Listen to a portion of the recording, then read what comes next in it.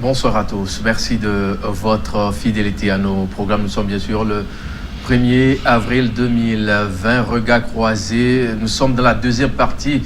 Un léger retard sur la première partie. On va devoir aborder la deuxième partie avec les deux thèmes à la fois sur le plateau. Pour en parler largement, nous avons l'honorable Obekou Beau-Soleil. Il est le président du mouvement Togo pour tous. Honorable, bonsoir et merci d'être là. Bonsoir et bonsoir à tous les téléspectateurs et téléspectatrices de New World TV. Merci. Sur le même plateau, Moïse Yonfam, il est membre du bureau politique du nouvel engagement togolais de Djeri Komandega Dahama. C'est ça? Bonne arrivée. C'est bien ça. C'est bien ça. Bonsoir donc aux téléspectateurs et à Monsieur Obekou. Nous allons devoir aborder le premier thème de ce rendez-vous de ce soir. Côte d'Ivoire, l'opposition s'unit contre le coronavirus. Honorable Obekou, quand vous entendez ça, ça vous dit quoi concrètement? On a vu au Sénégal déjà l'opposition qui est en rang uni derrière le président Macky Sall. Cette fois-ci, c'est la Côte d'Ivoire qui donne encore un bon exemple. Oui, c'est bien partout. D'ailleurs, dans le monde entier, surtout dans les pays où il y a la démocratie, je crois que l'heure n'est pas aux dissensions politiques, mais tout le monde fait une sorte d'union sacrée autour du gouvernement pour lutter contre la pandémie du coronavirus, parce que c'est un mal qui tue sans regarder si on est du côté du pouvoir ou bien de l'opposition. Donc, c'est bien que les oppositions et les gouvernements des pays du monde entier s'unissent pour combattre à l'unisson ce mal, pour que le monde... Parce que vous voyez que même c'est au niveau planétaire que cette lutte est faite maintenant. Donc, nous sommes tous appelés à faire une union sacrée et pour que nous puissions vaincre le plus rapidement possible ce mal. Mais le cas de la Côte d'Ivoire, si vous permettez, quand vous lisez les informations ou bien vous suivez les informations, vous allez remarquer qu'en dehors de cette union, il y a certaines voix dissonantes qui parlent de certaines conditions, je crois, comme la libération des prisonniers, tout ça. Et bon, pour dire que c'est quelques conditions posées au gouvernement pour que cette union sacrée puisse tenir. Mais bon, moi je crois que ce n'est pas, nous ne sommes pas à l'heure de cette petite querelle, de cette discussion entre la libération des prisonniers ou pas. Quand on veut faire une union sacrée, qu'on laisse tomber les querelles politiques et ces dissensions politiques pour vraiment s'unir contre le coronavirus. Le coronavirus. Moïse Yonfam, comment vous vivez cette actualité-là au sein de votre parti, le NET? Merci bien. Je crois qu'au sein du NET, vous auriez remarqué que depuis le début, avec le premier cas au Togo, nous avons été quand même l'un des partis politiques à nous engager, autant dans la sensibilisation que dans la vérification un peu du dispositif qui est mis en place par l'État. Vous avez pu voir l'honorable Djeri Tama qui s'est déplacé au CHR pour constater lui-même, surtout que nous avons été éveillés par le journaliste qu'il faut saluer, Ferdinand Ité. Il était important d'aller aussi, en tant qu'honorable député à l'Assemblée nationale, s'assurer que tout se passe bien. Tout cela a participé donc à l'amélioration de la situation actuellement. Nous ne pouvons qu'être fiers. Et beaucoup d'autres partis politiques. Je crois que le premier communiqué d'ailleurs de parti politique est venu de M. Maître Tchatsona Traoré. Et donc beaucoup d'autres ont suivi. Nous avons vu même des présidents de partis politiques aller sur le terrain, dans leur fief, aller mobiliser les populations, non pas pour des actions politiques, mais sur la lutte contre la pandémie. Oui, nous avons vu l'honorable Adaï, l'honorable Abbas Kaboua, oui, nous avons vu dans son fief. Et ça, c'est très important. Moi, je dirais même que j'aurais été la présidente de l'Assemblée nationale qu'actuellement, j'aurais demandé à mes collègues que nous tous, avec un laissez-passer, nous allions dans nos fiefs et que nous essayions de mobiliser. Parce que vous savez, quand vous êtes député, quand vous êtes directeur, quand vous êtes maire, quand vous êtes préfet dans ces zones-là, vos voix portent. vos voix portent et c'est important que vous soyez celui qui vienne dire à vos frères la maladie existe vraiment, il y a telle mesure de précaution à prendre et nous vous invitons donc à vous engager dans ce sens. Alors quand on essaie de voir un peu ce qui se passe dans ces pays-là, le Sénégal avait donné cet exemple-là au début de la semaine passée, si j'ai bonne mémoire, et cette fois-ci c'est la Côte d'Ivoire qui essaie également d'être dans le bon sens, comme on peut se permettre de le dire. Qu'attendez-vous concrètement au Togo, au Bénin? Oui, je crois que comme le Sénégal, comme la Côte d'Ivoire, je crois que comme le dit Moïse, et le Togo aussi fait... Bon, on ne vous sent pas là. Vous attendez à ce que le chef de l'État vous appelle d'abord? Non, pas du tout. Moïse vient de le dire, mais les communiqués, les sensibilisations... Les communiqués, oui, mais c'est pas vraiment ça, l'action. L'action, surtout sur le terrain, si je voudrais revenir à ce que Moïse a dit par rapport à son souhait, et que s'il était le président de l'Assemblée nationale, ou bien à la place de la présidente, on allait... il allait citer ou bien exhorter les députés à aller sur le terrain. Effectivement, ce n'est pas le souhait qui manque au niveau des députés.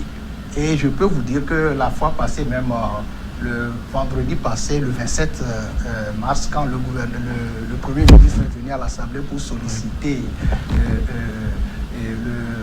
l'autorisation pour pouvoir légiférer par ordonnance, et cette question a été posée. Vous savez, je voudrais apporter un éclaircissement à ce niveau.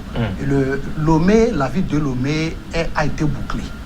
Et vous savez que au Togo, la zone la plus touchée par cette pandémie, c'est Lomé. Donc le gouvernement a pris la résolution de boucler Lomé. Et il est interdit de sortir de Lomé. Mais vous pouvez quand même avoir de l'autorisation? Oui, j'en viens. Donc, il est interdit de sortir de Lomé. Et les députés qui étaient à l'intérieur avant la sortie du communiqué du gouvernement, eux aussi, ils ne pouvaient plus rentrer à Lomé. Et le 27 passé, comme je le disais, les députés avaient demandé même au gouvernement, par l'intermédiaire du Premier ministre, de nous donner, comme il a dit, une autorisation spéciale pour que les députés puissent aller sur le terrain. Mais ça a été catégoriquement refusé. Pourquoi? Parce que le principe en soi, c'est qu'on n'amène pas la maladie à l'intérieur du pays. On ne sait pas si... Puisque vous voyagez aussi beaucoup. Mais écoutez, depuis que le gouvernement a demandé à ce que les gens ne sortent pas de Lomé, je n'ai pas vu un député aller enfreindre à la loi du gouvernement et sortir du pays. C'est pourquoi je vous dis qu'officiellement on a demandé et ça n'a pas été permis, on a compris. Parce que le principe, c'est qu'il ne faut pas amener le coronavirus à l'intérieur du pays. Et je crois que le coronavirus, je viens de le dire, il ne connaît ni un député, ni un paysan. Donc, il vaut mieux s'en tenir à la situation et faire... On a des moyens de communication maintenant par lesquels on arrive à joindre le terrain et les maires sur place aussi font leur travail. Mais moi, chaque fois... on contrôle, on vérifie et je peux vous dire que dans les villages, par exemple, là-haut de ma zone, j'ai vérifié dans les villages, tout le message se passe presque chaque jour et par le canal habituel pour que tous puissent être au parfum de ce qui se passe et observer les règles afin que nous puissions stopper l'évolution de cette pandémie au Togo. Alors, Moïse, quand on voit un peu la démarche des députés, de la classe de l'opposition ivoirienne qui est divisée à quelques mois de la présidentielle au vu de certaines informations, la modification de la Cour, de la Constitution, tout ça là, mais on a senti quand même une adhésion totale autour de la chose coronavirus. On se dit que c'est une cause commune, il faut aller en rang uni pour bouter hors d'état de nuire ce mal-là du pays. Comment vous trouvez cette démarche-là? Non, je trouve que c'est une très bonne démarche. C'est une très bonne démarche, elle est à saluer. Et comme je l'ai dit, au Togo également, il y a plusieurs initiatives, peut-être de manière solitaire. Nous avons vu par exemple l'ANC aujourd'hui avec beaucoup de matériel à distribuer, et des sensibilisations dans la rue et tout ça. C'est vrai qu'au niveau du Togo, on n'a pas pu se réunir pour faire des actions communes. Peut-être parce que nous sommes influencés par le cours des événements d'après l'élection du 22 février dernier, avec quelques soucis que nous avons eus au niveau des résultats contestés par ici, annulation du scrutin demandé par là. Et donc, ça n'a pas vraiment favorisé un climat serein qui permette qu'on se retrouve. Mais ce n'est pas tard. Je pense que l'opposition peut toujours faire quelque chose de manière commune. Mais comme j'insiste toujours là-dessus, que de manière solitaire, il y a beaucoup d'actions qui sont menées, qui doivent être renforcées, je l'avoue. Et lorsque je parlais des députés, je n'ai pas cité seulement les députés. Comme je l'ai dit, c'est des porte-voix. Hein, et l'honorable a donné une explication qui est tenable quant à ce qui concerne le fait de ne pas circuler d'une ville à une autre pour qu'on soit peut-être le porteur du virus dans ces zones. Dans tous les cas, les honorables députés, même à Lomé, doivent agir pour qu'à l'intérieur du pays, l'information puisse être véhiculée. Et si vous mettez un appareil de sonorisation aujourd'hui, si vous mettez un véhicule à disposition pour qu'on puisse aller de village en village, sensibiliser les gens avec un message qui est clair, et je crois que cela va tenir. Et moi, je suis d'une initiative actuellement citoyenne de solidarité au niveau national et nous nous efforçons donc à aller dans ce sens-là. Le premier axe pour nous, c'est de pouvoir soutenir les actions en cours de mobilisation du matériel et tout ce qu'il faut pour le personnel soignant. Ensuite, c'est de pouvoir participer activement à la sensibilisation. Donc aujourd'hui, nous sommes preneurs de toute personne qui dispose d'un camion sonorisé et qui voudrait mettre à disposition. Enfin, nous voulons aussi apporter dans une action sociale tout ce qu'il y a comme bien de consommation peut-être aux populations, surtout celles qui choisissent de rester chez elles et qui sont les plus vulnérables. On va peut-être passer au...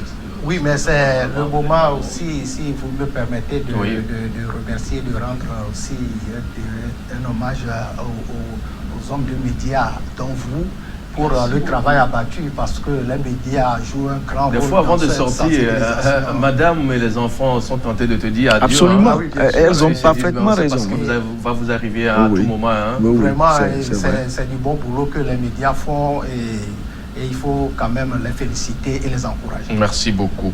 On va peut-être passer au second sujet de ce soir, où cette sortie un peu tonitruante, coronavirus, il faut leur apprendre à se laver les mains. La phrase est de Yves Le Drian. Vous avez suivi également ça, Moïse? Oui, j'ai suivi. Ça fait parler sur les toiles. Non, pour moi, c'est assez ridicule et moi, ça ne me dit rien du tout parce que actuellement, on ne me dira pas que toute l'Afrique a plus de décès dus au coronavirus que la France. Et donc, ceux qui veulent apprendre aux autres à laver les mains doivent apprendre d'abord eux-mêmes à se laver les mains. Nous n'allons pas perdre du temps sur ces détails-là. Nous savons que le système sanitaire en Afrique en général et surtout au Togo est assez déficitaire. Nous l'avons toujours dit, le Saint-Fort en a fait son arme de bataille. Et nous n'avons pas toujours eu la satisfaction. Non pas aussi parce qu'on n'a pas eu des investissements. Il y a eu des investissements, mais des dilapidations des ressources, etc. Et nous reviendrons sur ces sujets-là après le coronavirus. Donc moi, je ne voudrais pas perdre du temps aujourd'hui sur une déclaration de quelqu'un qui est aussi sinistré que moi. Mais ça mérite d'être quand même analysé quand on voit un leader politique qui se lève, qui fait ce genre de sorties médiatiques. Est-ce que ça n'effrise pas un peu le mieux-être ou bien les relations diplomatiques entre l'Afrique? Oui, c'est ce que je dis. Ce n'est pas parce que quelqu'un nous manque du respect, d'accord, dans une situation où l'urgence pour nous aujourd'hui, c'est de voir dans quelle mesure nous pourrons nous en sortir, que nous allons perdre du temps à commenter cela. Comme je le dis, nous avons des priorités. S'il nous l'a dit, c'est aussi parce que nous-mêmes, nous avons des responsabilités que nous n'avons pas su assumer dans notre pays en termes de gouvernance et surtout de l'amélioration des conditions de vie des citoyens et de la santé des citoyens. Et si nous sommes déjà défaillants et que quelqu'un vient nous faire ce reproche-là aujourd'hui, que le reproche soit mauvais ou pas, pour moi, il faut d'abord se remettre en cause, essayer de corriger ce qui peut l'être à l'instant là où nous avons cette priorité. Et après, maintenant, nous reviendrons sur cela. Est-ce qu'on peut dire, Beau Soleil, est-ce qu'on peut dire actuellement que l'Africain est conscient face au coronavirus? Oui, l'Afrique est consciente face à cette pandémie. Et je crois que partout d'ailleurs, dans le monde entier, lorsque tous les gouvernements ont pris la mesure de la chose. Ils ont fait sortir des règles à observer par leur population. Et je crois que partout, les populations n'observent pas à 100% ces règles. Même en France, au commencement, il a fallu qu'on durcisse un peu le contrôle au niveau de leur confinement pour que les gens puissent prendre conscience. Et je ne le dis pas, en Afrique aussi, les règles prescrites par les gouvernements. Bon, je parle de l'exemple du Togo, la population, les gens, avec la communication et les gens ont pris conscience de cette situation. Oui. Et je ne dis pas que tout est parfait. Il y a encore beaucoup de choses à faire. Et en Afrique en général et surtout dans mon pays, le Togo, où les gens, peut-être que les gens, moi je le dis, les gens croient encore que ils ne mesurent pas la dangerosité, même l'ampleur de cette pandémie. Donc partout, il y a à durcir ou bien à accentuer les sensibilisations. Je crois que, comme l'a dit Moïse, je suis parfaitement d'accord avec lui. Ce n'est pas le moment des polémiques inutiles. Je crois que Jean-Yves Le Drian a beaucoup à faire parce qu'il y a beaucoup de Français qui sont bloqués dans les pays et qui veulent rentrer en France. Et je crois qu'ils s'occupent quotidiennement de comment faire pour que ses compatriotes puissent rentrer au pays.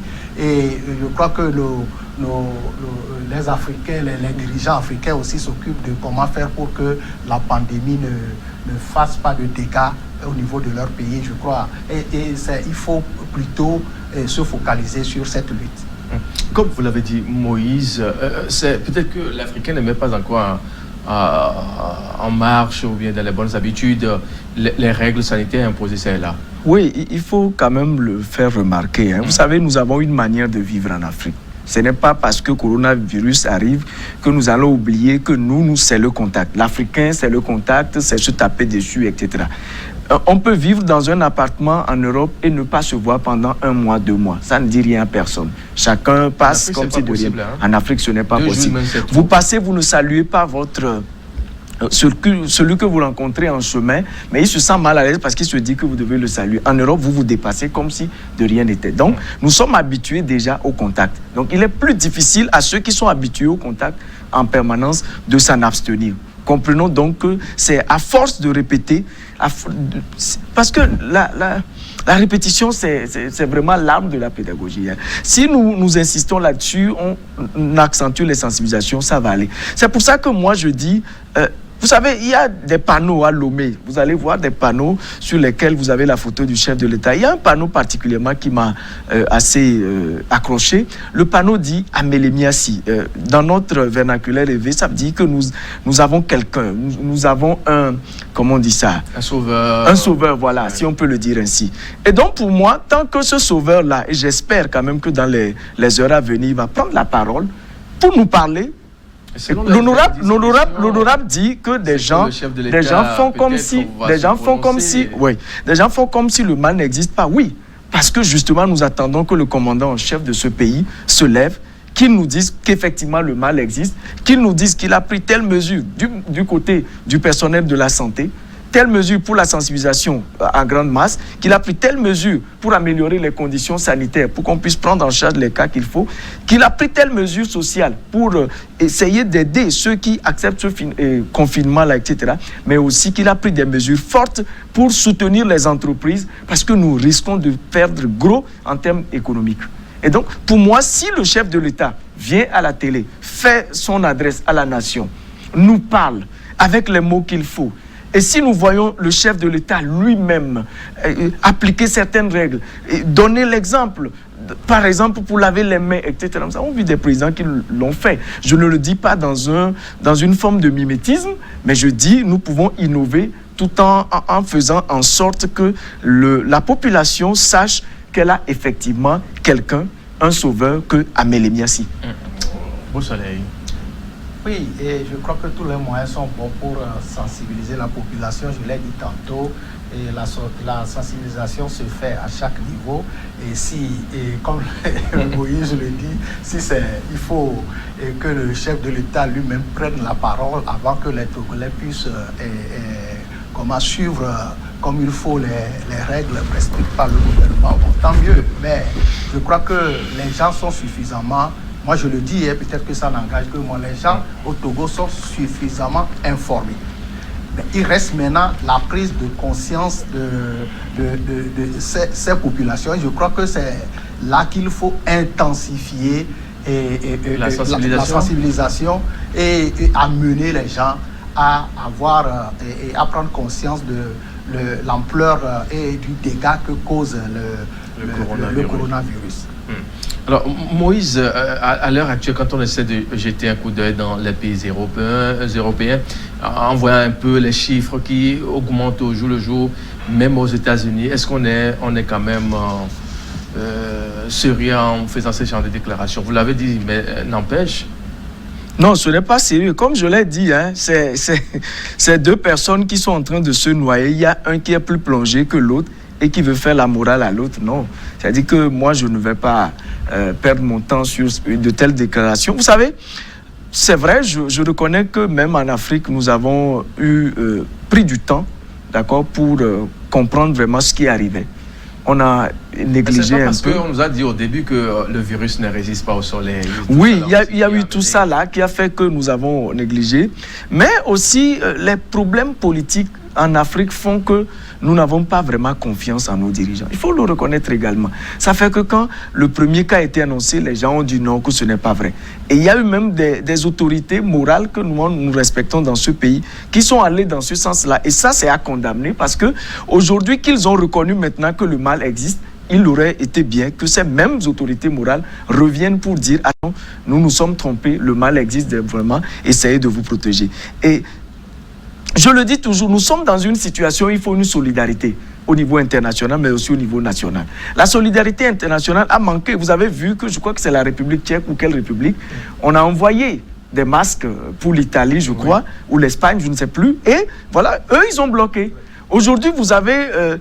écoutez, moi, j'ai compris finalement, quand j'ai vu un Donald Trump qui négligeait au début le mal et qui aujourd'hui a accepté qu'un navire militaire, je précise bien militaire russe, débarque chez eux pour leur venir en aide avec du matériel, avec des médecins. Je crois que quand des frères ennemis que nous connaissons tous, Russie, États-Unis, sont capables de se mettre ensemble pour en venir à bout de cette pandémie, on ne doit pas aujourd'hui se dire qu'on est opposant au régime togolais, qu'on est ci, qu'on est ça, et qu'on ne peut pas travailler ensemble pour améliorer. Mais il faut que des efforts soient faits au niveau des gouvernants pour nous dire réellement ce qu'ils font. Il faut une bonne communication parce que cela manque en ce moment.